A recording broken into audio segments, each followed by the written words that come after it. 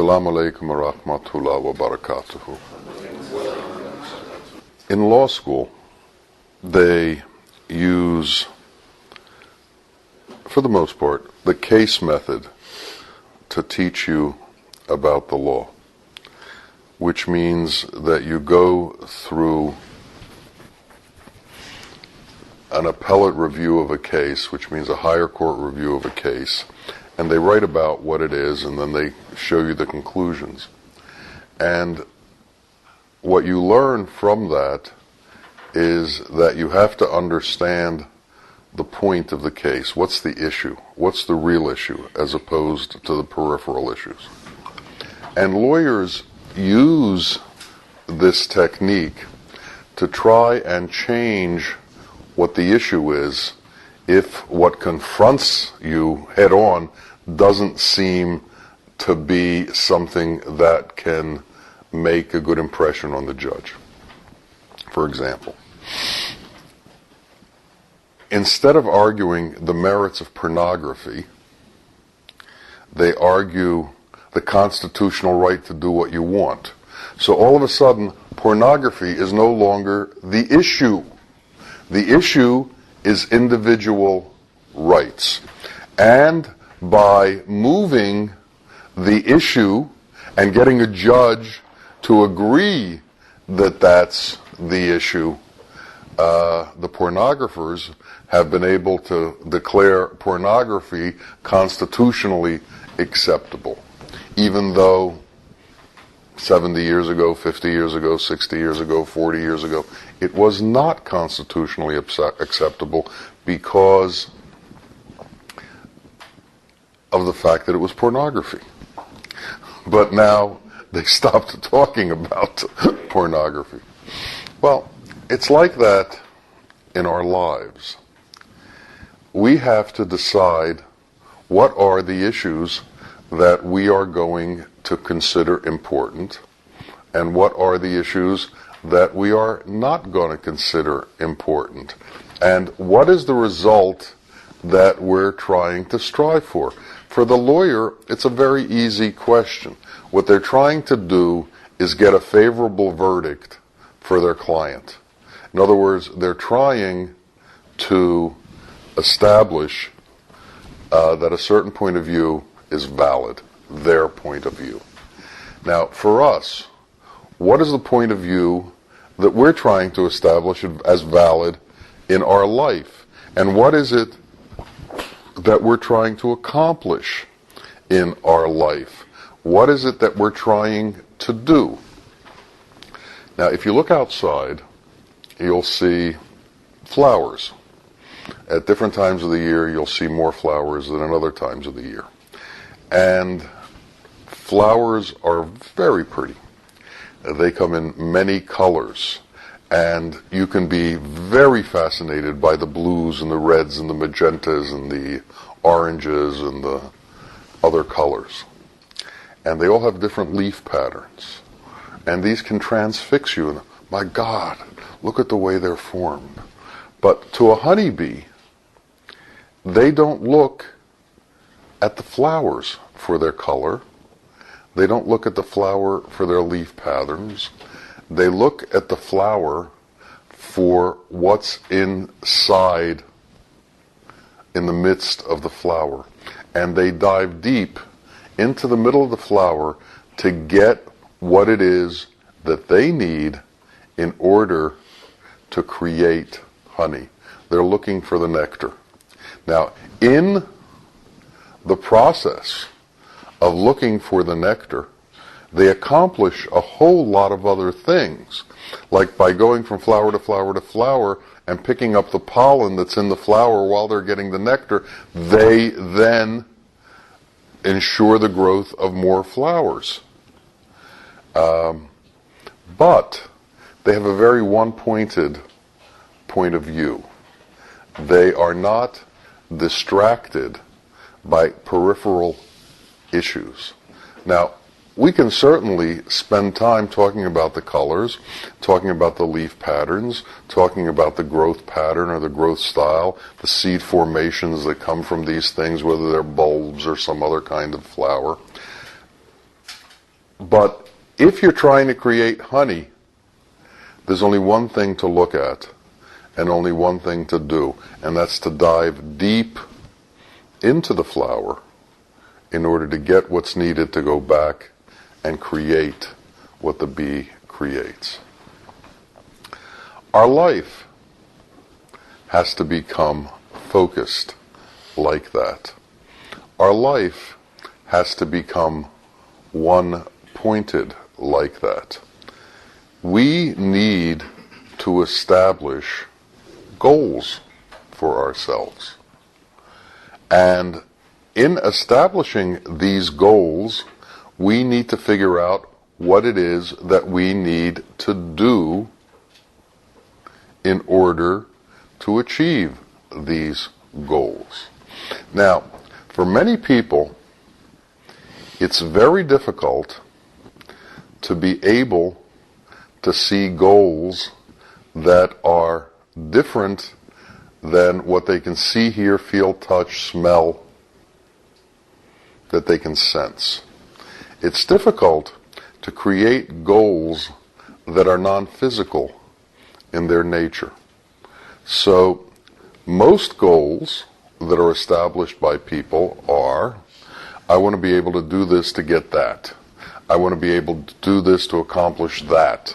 I want to be able to do this to accumulate that. Now, some of the things that we accumulate, you can't really see, touch, feel like fame, but there's something that's visceral about these things that affects your entire being. There's something that's visceral about fame. There's something that's visceral about wealth. There's something that's visceral about power that your entire being can sense, even though it is not something that you can pick up and carry. But somehow it travels with you. And you have it as you move through the world. Now, if these are the kinds of things that are what you set your goal for, you have to ask the question to yourself, what does walking around with fame, walking around with power, walking around with wealth do to me as a being? Now, at the crux of things is this question of what is this being and what does it do? And then the issue comes in, what do I want it to do? What do I want to accomplish? Do I want to be able to do everything that I can do? Or do I want to be able to limit what I can do into what I should do, or what is it appropriate to do? The constitutional expansionists in the legal world try to make it so that you can do whatever it is you can do, whatever it is you can think of, whatever it is that comes into your mind is okay. The constitutional limitation thinkers believe that there is an overriding societal value to things, and you shouldn't be allowed to do anything you want to do because it degrades the nature of society and degrades the nature of humanity.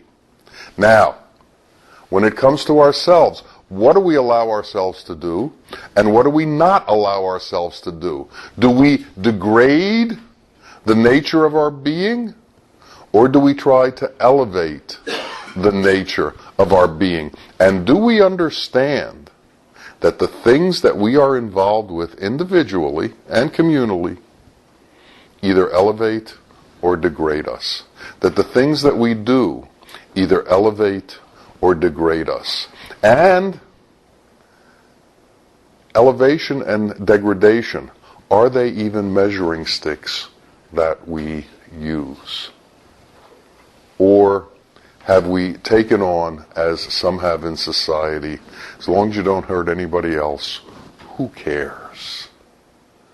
Well, we need to understand that it's not about hurting anybody else. And do we really understand what it means to hurt somebody else? Because if we don't know what it means to degrade ourselves, we certainly can't understand what it means to degrade somebody else. If we don't understand what it means to hurt ourselves, we certainly can't understand what it means to hurt somebody else. As long as our standards are in a degraded world, then our standard towards others are in a degraded world, and we don't see anything wrong in our manipulation with them that leads towards their degradation. What is it that we need to do? At the base of things, we need to know what is and what is not permissible, not according to constitutions, not according to man's laws, not according to that which we have derived for man's laws and, as people say, and then applied the modern world to them, but the understanding of laws that are from the beginning, that are immutable, that don't change, and that are applicable to us in the same way they were applicable 1,000 years ago. And how do we accommodate the world to our laws as opposed to accommodating our laws to the world? How do we accommodate the world to make it accessible with God as opposed to without God? How do we keep our God standard and yet work within the world? How do we, after all the mutations that man has gone through since the beginning, bring him back to obedience and being bound by the laws of God? How do we unmutate the mutation? How do we unmutate, I think that's a word I just made up, the runaway nature of man's incorporating the world into his life? And what do? Well, if we deal with snakes, we learn the nature of snakes. And we learn that venom is poisonous. And we learn that if we play with poisonous snakes long enough, we are going to be bit and have poison put into our system. And that poison will have a certain effect on us. Now, with poisonous snakes, it's pretty straightforward, and it's pretty simple. But there are lots of poisons in the world, and there are lots of things that degrade us. We have to be able to attune ourselves to that which degrades us. Now, what's interesting is that some of the things that people call elevated do the most degradation. Religion that runs around and kills people degrades itself and degrades the people within it. When you raise banners to kill in the name of God, you're using something that's supposed to elevate you to degrade you, to bring you down into the level of the animal. And we need to be very cognizant that there is a difference between animal life and human life.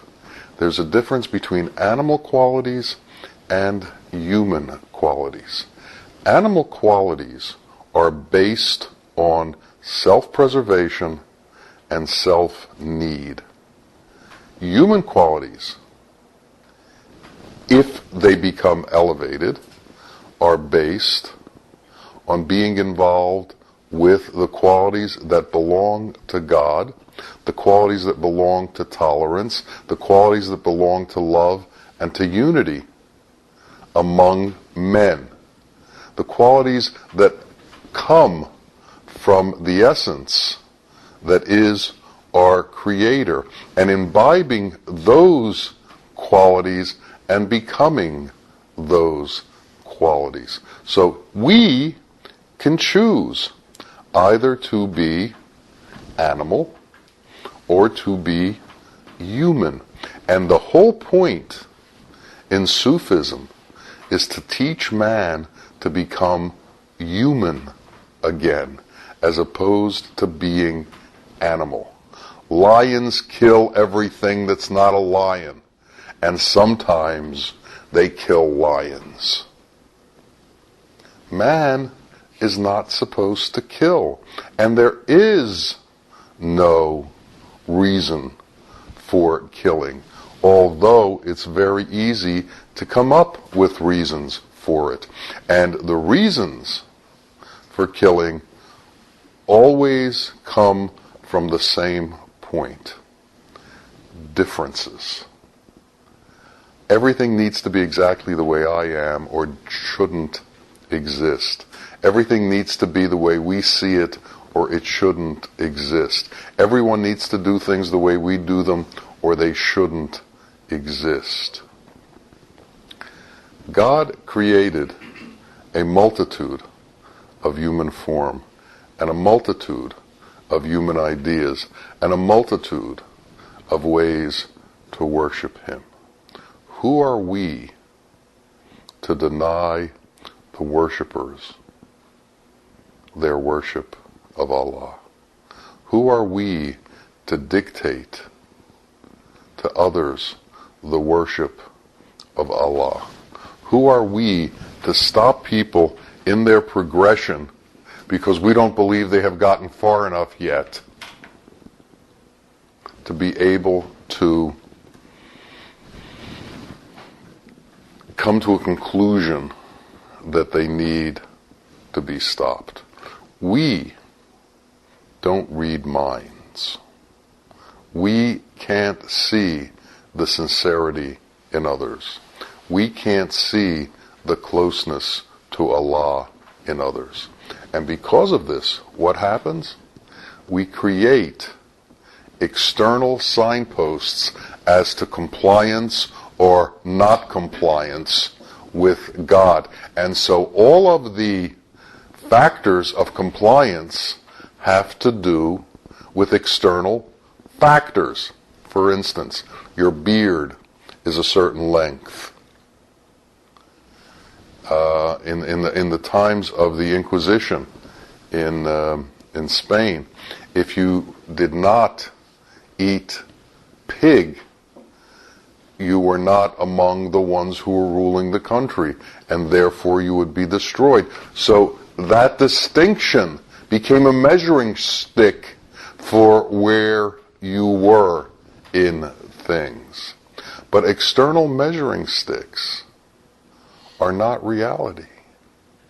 External measuring sticks have to do with the sense world, with the world of touch, feel, smell, see. We need to be able to go inside. And once we go inside ourselves, we should realize that whatever depth we're capable of going to, other people are capable of going to also. And since other people can't tell the depth that we're at, we should also understand that it's very difficult to be able to perceive the depth that they're at. So we should not judge them by their external manifestation, and we should allow them to create their own internal being in their time. Now, this doesn't mean we don't need civil laws. We do. But these civil laws should be limited to the mannerly interaction between people. They shouldn't come into the private existence of people. And that's what an overreaching religion, an overreaching government, an overreaching dictatorship tries to do. To stay in power, they want you to adhere to a certain external code. We need to know that yes, we have to be able to live an external code, but more importantly, we have to be able to live an internal code. And in that internal code, there are some very basic understandings that we have to know and understand. And they begin with the fact that we are creations of our Lord and dependent on Him for our existence. And without His constant support, our existence can't be. If you look outside, you'll see trees that have vines around them. They're clung to the tree. Now, if a vine were to become arrogant and say, I don't need the tree, and released itself from the tree, it would have no support and it would fall flat on the ground and become trampled. Once we release ourselves from the understanding of dependency on our Lord, we're like that vine that falls from the tree. We can't stand on our own. And everything that we do becomes outside the realm of what's acceptable. Our becoming an elevated being, our becoming a true human being, is dependent on our relationship with our Lord and our understanding that our Creator is our sustainer, is our nourisher, and is what keeps us in this state and whatever the next state will be. And we have to understand that all of the distractions in the world, all the flowers and their different colored leaves, all the smells and the different fragrances are distractions from the truth of who we are. Our body is a distraction from the truth of who we are. Our life has to be understood in its totality, not only in the moment. In its totality, we come from a child and we go to old age. We come from being unable to speak to being seemingly independent. Yet, even as we are seemingly independent, we must understand that that is part of the illusion and the distraction of the world. Arrogance comes about by illusion and distraction. All of the qualities that aren't God's come about by illusion and distraction, and by giving ourselves credit for things that we can't truly do on our own. Do we supply the air we breathe? And where would we be without that after 4 minutes go by? It comes down to that simple an equation. We are here because of the mercy and compassion that has been granted us by the Supreme Merciful One, the Supreme Compassionate One. And as long as we don't realize that, we are bound to live in the distraction of illusion and have no concept of who we are and what we are. And an animal existence will be what we are damned to. We can arise from that. We can be separate from that. We can be different from that. We can be what is meant to be human But to do that, we have to take all of the things that have been taught to us since our childhood and tear them away from us. Now, interestingly enough, just because someone is raised in a religious doctrine doesn't mean that they haven't been lied to, that they haven't been misled, and they haven't been turned into animals. And just because someone's raised another way doesn't mean they're not godly. Godliness is not about our religion. It's about our connection to God. Godliness is about being God-like, not the name of your religion. And what is it to be God-like? It means that you're merciful, that you're compassionate, that you have love for your fellow beings, that you leave a very small imprint when you walk this earth. Did you ever see in the old kung fu movies, they practice walking on rice paper without crinkling it because they leave a very light footprint?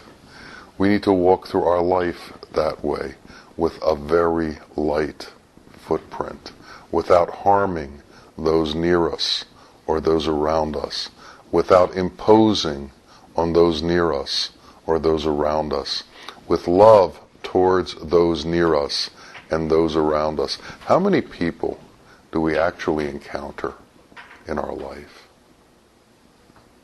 Can't we take the time to be kind to them, as opposed to be coming at them with swords, or as opposed to be coming at them with all of the various degraded emotions that exist within man?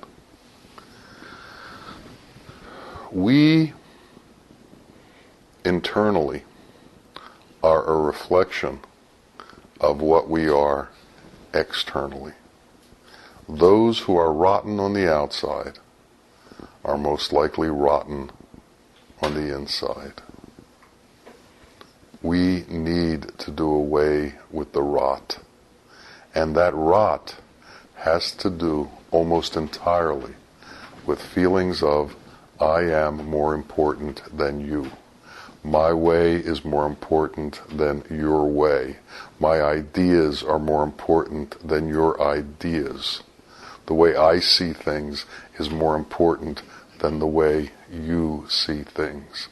Now, that goes by increment and incremental steps to the point where war ensues and people begin killing each other. Somehow we have to back off from that and back off from that and back off from that. Bawa would say that man's inclination towards that kind of thinking can lead to civil war in moments. And if that inclination isn't taken away from man, if man himself doesn't look at himself to do away with that inclination, he will run in that inclination. He said the most dangerous thing in this world is fanaticism. And fanaticism is when you've gotten to the point where you're just right about everything, where everything that you say is the absolute truth. And when you carry God's flag and say, I hold the banner of the truth, for I am the truth, and those who disobey me have no right to live, you've taken it to the penultimate animalistic, degraded, satanic behavior. We need to become human. We need to be humans. We need to be what we were meant to be by our Lord, and all of the lies and hypocrisies that we have been taught have to be disbanded, and we have to release ourselves from them. And we have to understand that to be truthful, we have to live in truth. To be honest, we have to live in honesty. To be merciful, we have to live in mercy. To be compassionate, We have to live in compassion. To be in love, we have to live in love. And all of these things mean that we have to live in Allah and separate ourselves from this world. We have to bring ourselves towards an inclusion with God. And as we include Him into our being, then we include all other beings in our being. And then we can sit comfortably with somebody, and we can be inside their flesh, and they can be inside our flesh, because we don't have those differences. We don't have those separations. We can see their faces in our faces, and our faces in their faces. There can be a true unity in existence where there are no differences. And in that place where there are no differences, God exists. And if we want to be in that place where God exists, we have to live in that place where there are no differences. May Allah make that path easy for us. May He bring us to that state. May He allow us to understand that not only is that the way, but it's the only way. It's the way for our freedom. It's the way towards the light that is pure.